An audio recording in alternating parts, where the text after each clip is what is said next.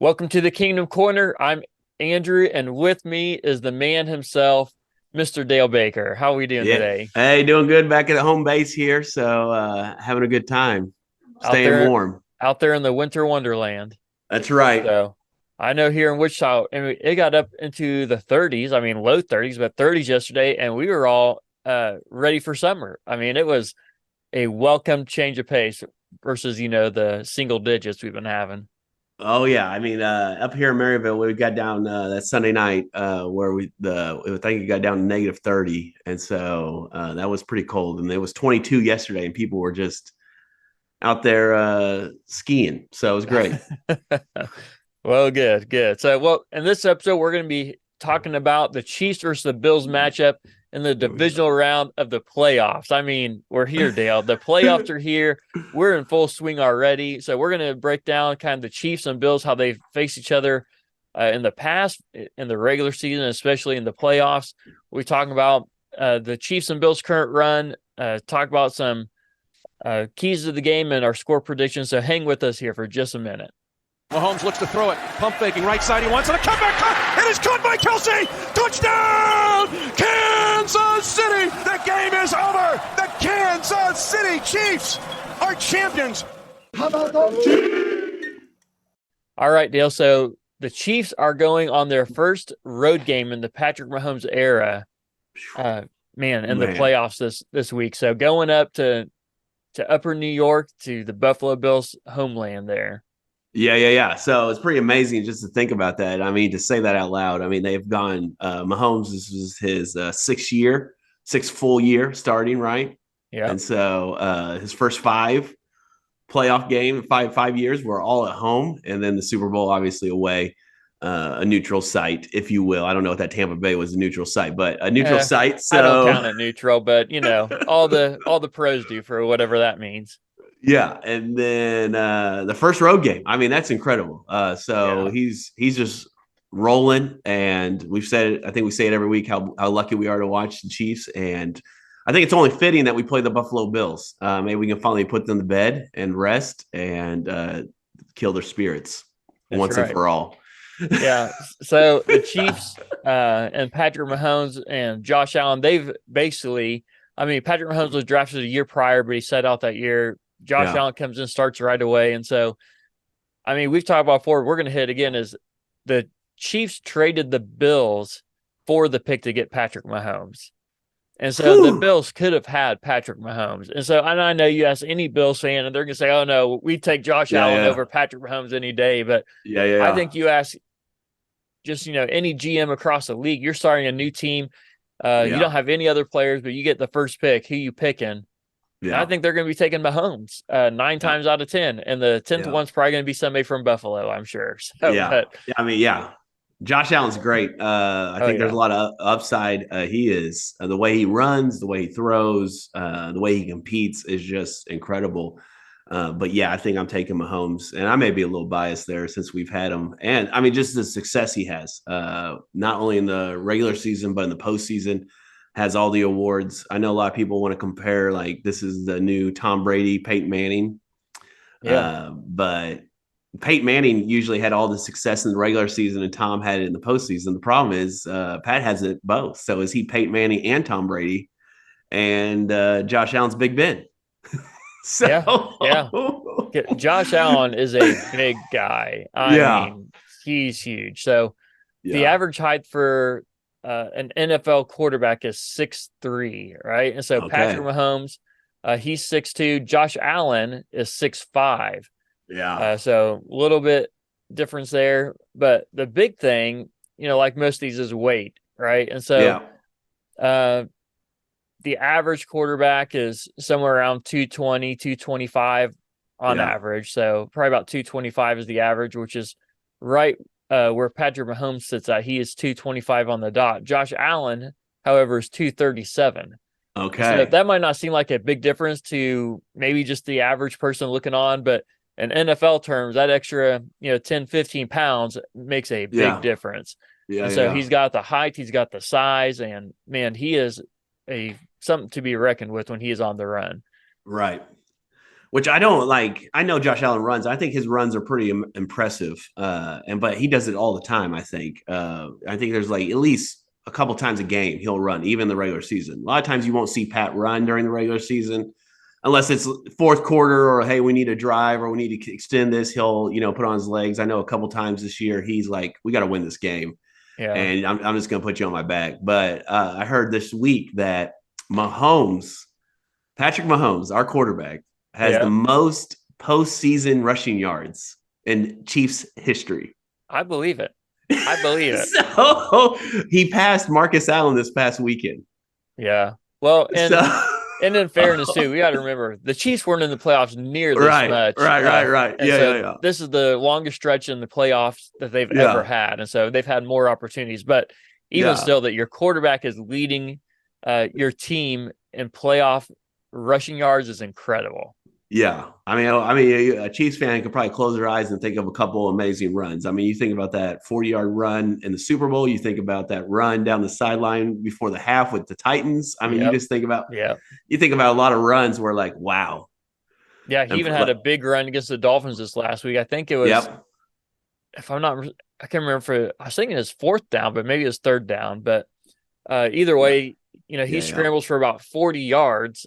On a play that they just all turned their back on him, and he saw the opening and took it. And man, he seems to know when to run and when to get rid of it. So it's an incredible thing. But Josh Allen, in his own right, is a great runner as well. He had a 50-some yard touchdown run last week against the Steelers. And as we know, traditionally the Steelers are a hard hitting defensive team, and they still have a good defense, and they just could not bring that guy down. Well, when you fake slide, I think it's a little dirty. I would agree with that. So, let's talk about that then, because that's been a topic of debate around the league. So, first off, people are debating whether they think he was trying to fake slide or if he was just trying to do a juke move and they thought he was just too big to actually do it? No, because I've seen him juke before, and that's not his juke move. I think he did hesitate, which I think gave the defense a hesitation because it's 15 extra yards as he slides and you hit him.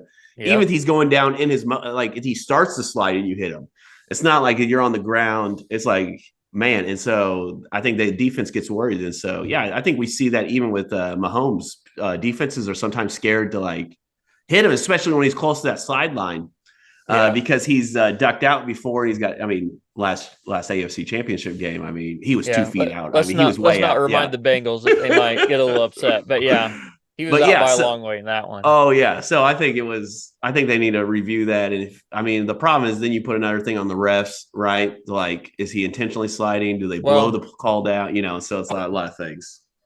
Yeah, I agree with you. I think he was sliding. Here's what I think they should do with that rule. Yeah. Once you start running, you no longer get the protections of a quarterback. Right. And even then you don't have to worry about it. Huh? Even no slides then? Well, you can slide just like give yourself up. Yeah, a running back can slide too, or a wide receiver can slide and put themselves down. But you don't want to put the defense at a disadvantage, for trying to make a football play because you're trying to fake them out. And I think and you don't want to get too far into this because reading into intentions can be dangerous. It's a dangerous thing for anyone, and no NFL fan or player is going to like that when you start reading intentions like, well, were they trying to fake slide or not? But so I just think most of those penalties as far as protections go for a quarterback should just be eliminated once they are on the run. Yeah. So I think for Patrick Mahomes, same thing. Exactly. Everybody. Yeah. I think one thing they need to look at is because of the quarterback protection, which I'm all for because I want Patrick Mahomes, I want Josh Allen, I want, like it's tragic to see people hurt. And as we talked about before, there's not 32 good quarterbacks in the league. Right. There's maybe 10, 15 at the most. And so and then you start getting rid of some of the guys who are bringing in viewership to bring in backups who are not as good. They might have a good game here or there, but they're just not going to be the same product. But anyway, I think something they need to review is the whatchamacallit, when you get wrapped up, because I know a couple games, the last game we played the Bills, they had Josh Allen wrapped up, but he was still able to throw the ball away. And so are you supposed to take him down? Are you supposed to wait for the whistle? What are you to do in that situation to stop a quarterback from extending the play? Because there's been times where you've had him wrapped up, but you're like, do I bring him down? And then he gets away and then he's running down or a big play happens. And so I think you're putting, I mean, I know it's an offensive league, but you're putting the defense at a big disadvantage. So yeah. Well, I think they should just bring him down until they hear a whistle. yeah. And I'm with you. I'm also part of the crowd though that believes that any defensive player should be able to land on top of a quarterback. Because you're trying, anyways, that's a whole nother topic. But yeah, maybe we can discuss that in the offseason. We don't get off into that. Yeah. But yeah, there's some rules definitely need to be addressed. So, yeah. But let's look a little bit more at the Chiefs and specifically Mahomes and Allen. Yeah. In the playoffs, right? And so Josh Allen in the playoffs is 5-4, right? Patrick Mahomes, after this last week, moved to 12-3 in his playoff career. So, like we said, they've been playing the same amount of years. The difference is that Patrick Mahomes overall has owned Josh Allen in the playoffs. I think you told me earlier that the Chiefs and Bills are 3-3 when facing each other. Is that right? Yep, that's right. Including the regular season and the playoffs. Yep. Yeah, so but the key stat there though is the playoff record, right? That is the key, and that's why Mahomes has a few more wins than Josh Allen because they've knocked the Bills out twice just in the last few years, right? And so, in the 2020 year, they knocked Buffalo out in the AFC Championship game. And then the very next year was that 13-second divisional round game in Arrowhead that Mahomes also knocked Allen out once again. Right. Do you remember the score in the championship game in 2020? Well, I do because I have it right in front of me. Yeah. What do you? That score was not close. Like that game was not a close game, that AFC Championship game, because I think it was 38-20. So, well, I said I had it in front of me. I guess it's not right or here. 24, 38-24? Something like that. I'll take your word for it. Oh, okay. Something like that. I thought I had it in front of me, but it's not right here. So, but yeah. 38-24, I think. I think I'm almost promise you. So that was not a close game in that 13 seconds. You know, we all remember. You and I were very lucky. I was very lucky to be with you at that game with the 13 seconds. And we'll never forget that. I think they said the last 2 minutes of that game, 25 points were scored. Yeah, I believe it. They were scoring quick.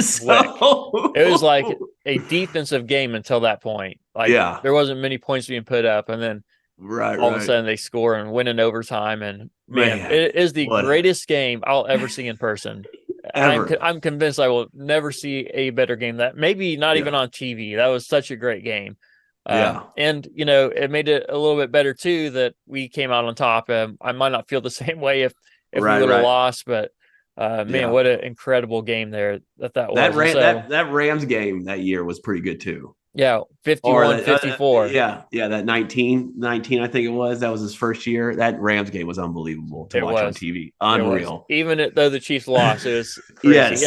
And it wasn't just an offensive game either. There were, I think, 3 or 4 defensive touchdowns scored. So it was on both sides of the ball there. So it was good. And so the Bills are trying to figure out how to knock the Chiefs off in the playoffs. So they've kind of owned the record in the regular season. I think they're 2-1 or 3-1 or something like that. 3-1 against the Chiefs in the regular season. Yep. But in the playoffs, the Bills are 0-2 against the Chiefs. And so the Bills, even though they're the favorite in this game, even though they're playing at home, man, they have a lot of pressure on them. Yes, they do. I guess that'd be the big question. Who has more pressure on them? Do you think? I mean, you kind of just spoiled it, but who has more pressure, the Bills or the Chiefs? Well, you can make a good argument for either one, but just because of past history, I think the Bills have got to have more pressure on them than the Chiefs. Yeah, definitely. I mean, the games at home, you're the 2 seed. You beat them earlier in the season. The Chiefs are down by, statistically, they're down this year. Offensively, not defensively, they're they've jumped quite a bit. I mean, probably the best defense we've seen since the early 90s. This defense, I maybe even give a run for that early 90s team. I don't know. But yeah, just our late 90s. So I just think man, this is so much fun, but I definitely think the Bills have the more pressure. I mean, the Mahomes on the road game, first one. So we'll see how he does. I don't think he's going to look any different. And then I think the crazy part about the playoffs for a Chiefs fan is that Mahomes has only been beaten by 2 quarterbacks. Even though he has 3 losses, he's only been beaten by 2 quarterbacks, Tom Brady and Joe Burrow. Yeah. That's it. Yep. That's the only people that have sent him home.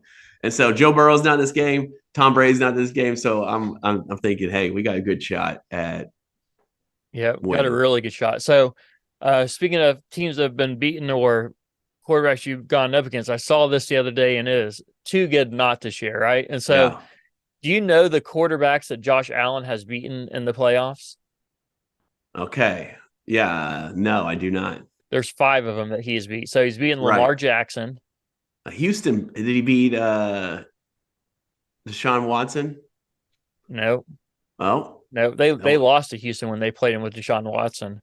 So lost in the first round to them. So here are the quarterbacks that Josh Allen's beaten. He's beaten Lamar Jackson, which is the most impressive one on here. He beat Phillip Rivers when he was with the Colts.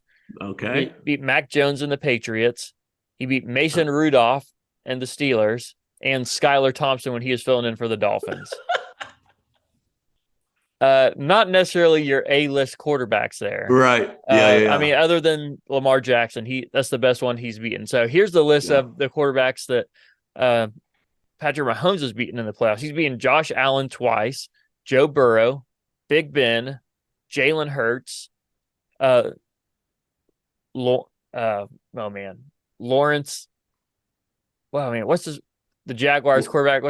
Trevor. Oh, Trevor Lawrence. Could not think of his first name for a second. Trevor Lawrence. Baker Mayfield, Tua, who we just beat recently, Andrew Luck, Deshaun Watson, Jimmy G, and Ryan Tannehill. Wow. So that's a much more impressive list. And, he's got more wins and more opportunities too because of his wins. But even so, Josh Allen has very little playoff resume here when it comes to beating quarterbacks. Yeah. That's definitely. And I think, obviously we talk about the quarterbacks, but I think it's a team game and we know that. But still, like the quarterback play is probably the biggest part in all of that. And so a lot of times those losses, I think you probably go back and pinpoint where, where, hey, maybe the quarterback caused something, or didn't cause anything, or, I know Mahomes may be a different case because that Super Bowl in 2021 was the offensive line was pretty bad, and our wide receivers and tight ends decided not to catch the ball. So. I mean, let's not go chop into that game, but okay, there's definitely some things in that I have lots of thoughts about. But but let's look at some of these runs that the Chiefs and the Bills have been going on here lately. So the Chiefs have won in their last 8 games of the regular season, they're 4-4. You can go back a little more and then you can say they're 5-5. So they ended on, a streak being the Bengals and the Chargers. But the Chargers game is a lot of our backups, and Chargers had a lot of guys out too. The Bengals playing against the backup and Browning there too. So if you want to throw those out, those 2 wins, then you can say that the Chiefs are 2-4 in those previous 6 games. So they didn't necessarily come into the playoffs on a hot streak. I mean, yes, they won a couple games there towards the end, but not necessarily on a hot streak. The Bills, however, ended the season on a 5-game winning streak, and include this playoff game, they're now on a 6-game win streak, which sounds really impressive.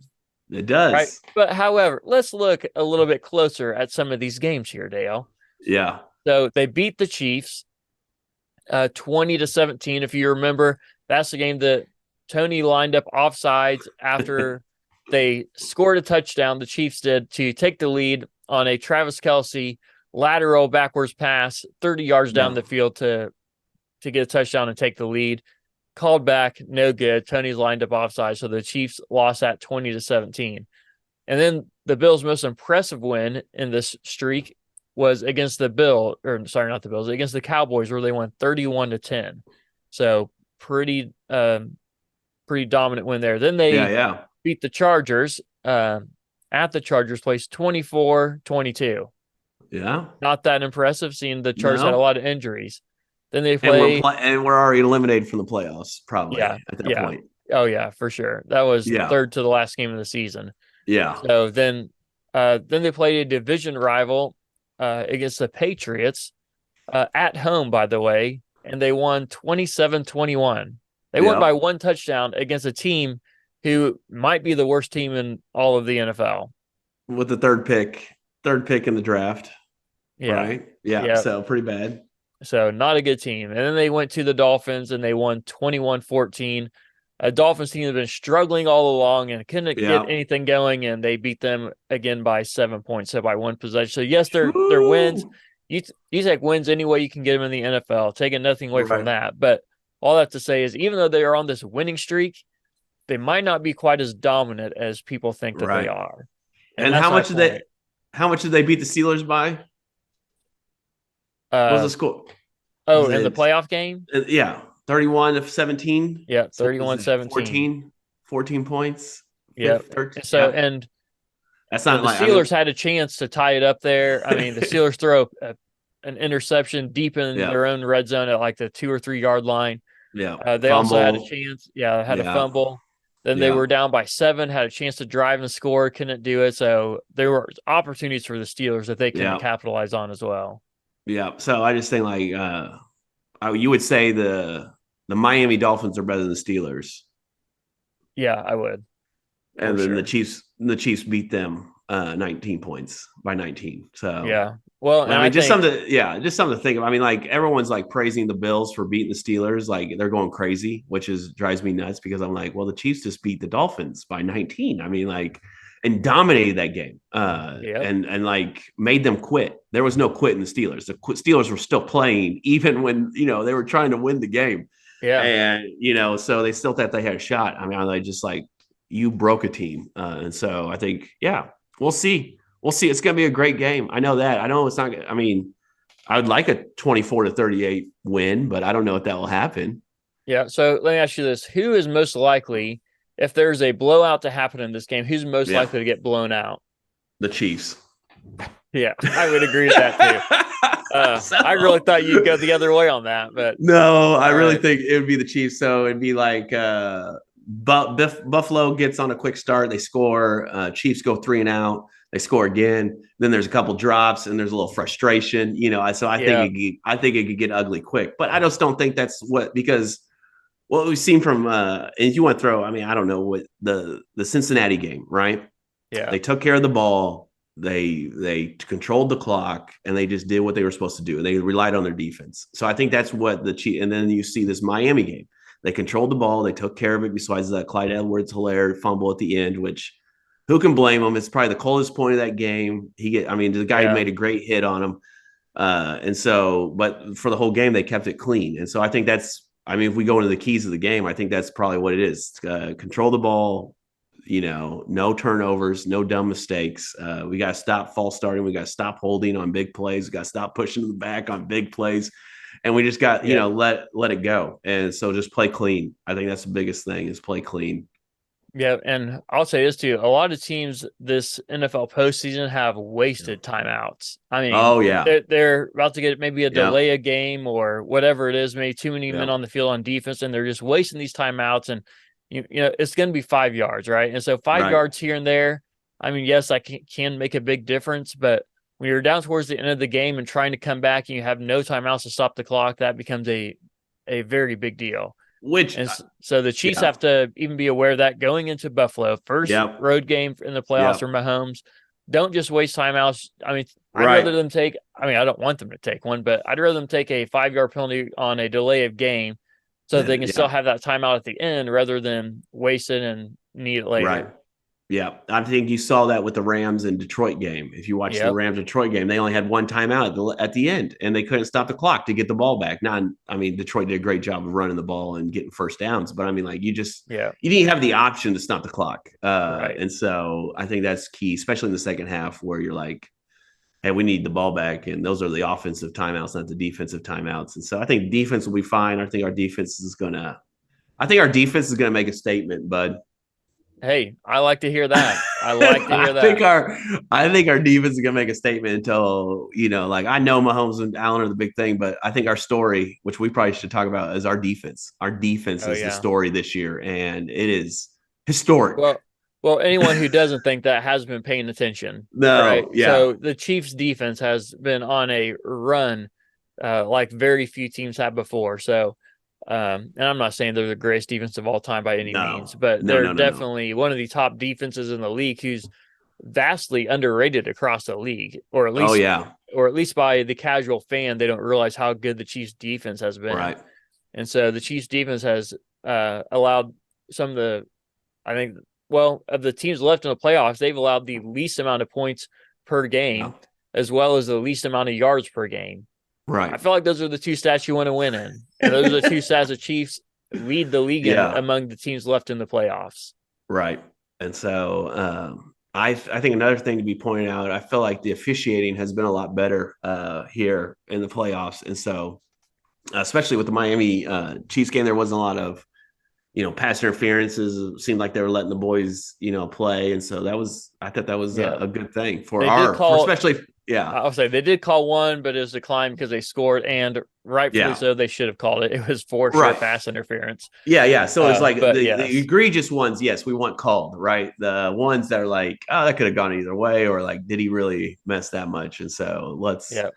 Well, luckily the NFL, they have the system in place where they give ratings to all their referees and umpires throughout the season. And so the crew and the umpires and refs that are put together for the playoffs are the ones that are supposedly the highest rated ones among all the refs in the league, and the ones with the highest to get the Super Bowl. So that is how we're told it works. And sometimes we question that because sometimes you get some referees, you're like, this guy is awful. I'm not sure how he ever made it to one. Yeah. I'm looking at, what was his name? Carl Sheffers was, wait, no. Oh. That was the one where Carl Sheffers is bad for sure. But I think he's still reffing. There's one that retired now. I feel like the NFL gave him the game simply because this is last year, but it's when the Chiefs played against the Titans with Marcus Mariota, with Alex Smith. Oh, man. It was that game that Mariota threw a ball, Darrelle Revis hits it back. He catches it, runs it into the end zone. Yep. The Titans do. Also the same game that Derek Johnson comes flying through on the blitz, blows up Mariota, blows him up, ball's out. He picks it up and is running for a touchdown, and they blow it dead because he says forward progress have been stopped. I mean, those are some of the worst call. I mean, the tip pass isn't a call, but I mean, anyway. So sometimes I do question whether they actually get the best ones, but anyways, I digress on that. So it's supposed to be the best ones throughout the league that get them. So I agree. So far this postseason, the games I've watched, the calls have been pretty even across the board.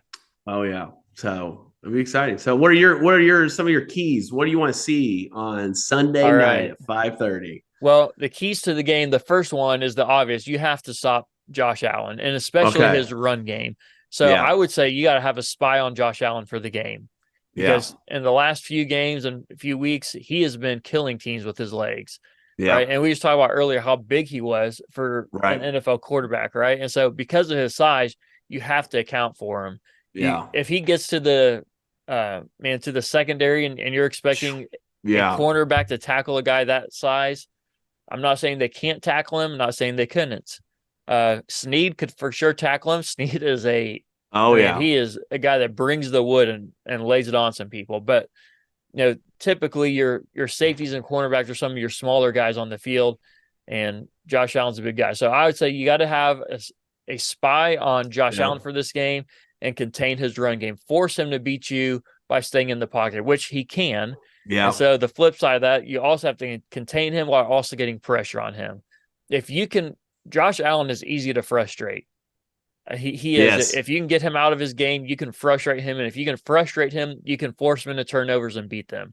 And so for the Chiefs to win, they have to contain Josh Allen and pressure him to do so. And the Chiefs offense has got to continue to rely on their strength in their running game, as well as the guys that they have in Rashee Rice and Travis Kelce and Patrick Mahomes. So it's no secret who we're going to be relying on.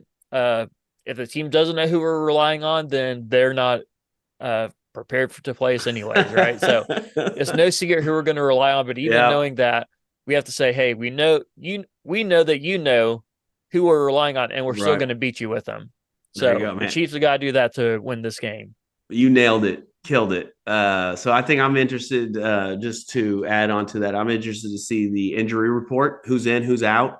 Because the Bills got banged up quite a bit on the linebacking core and some corners. And so it's Thursday. So they practiced yesterday, they'll practice today, and they'll practice tomorrow. And so it'll be interesting to see. And I don't think they have to. How long before the game do they have to? Is it like? Is it the day? I think it's like that morning they got to tell who's in, who's out, and so. Yeah, I think the official injury report for who's playing and who's not being active is like a few hours before the game. Right. I don't remember exactly what the timeline is. So I will be interested to see the linebackers. So I know their backups played great coming in, but that's like to play a quarter and a half is not a big ask. To play a whole game and to guard Travis Kelce and Noah Gray and Rashid Rice running across the middle is a big ask. And and don't forget, those linebackers are the ones that have to stop Isaiah Pacheco. Yeah. It's easy to hit him for one quarter. It's hard to take those hits coming from Pacheco for 4 straight quarters. So yeah. So I think that linebacking core, which again, we want the teams at their best, but I'll be interested to see if Bernard is going to be able to play, because I know they were already weak at linebacker, and then he was their best one. Then he got hurt, but it seemed like they had a pretty good backup. I think his name was Klein. And so, yeah. Well, Bernard, the linebacker there, hurt his ankle in that last game. He did not practice yesterday, so on Wednesday, and so we have not heard the official injury report for today or Friday yet, but so far has not practiced. So, So here's something to keep in. Okay. I would say here's something to keep in mind too. So Josh Allen, as we've discussed many times and many other people have too, he has been prone to turnovers, whether fumbling the ball or interceptions or whatever it may be. However, with that said, he is much better at home than he is on the road this year. Yeah. So at home he's 8-2. On the road he's 4-4. Wow.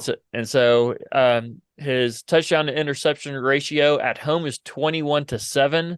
On the road, it's 11-11. Wow. So that's a huge difference. Passer rating at home 104, on the road 83. Fumbles lost at home 1, on the road 3. Team points per game at home 28, on the road 24. Yeah. So they are a much better team when they were playing at home. And so I'm not saying that is going to mean much of anything when it comes to the playoffs. Is you got to play the game in front of you, but just something to keep in mind that as mistake prone as Allen has been over his career and even this year, he is much better of protecting the ball and doing a good job at home than he is on the road.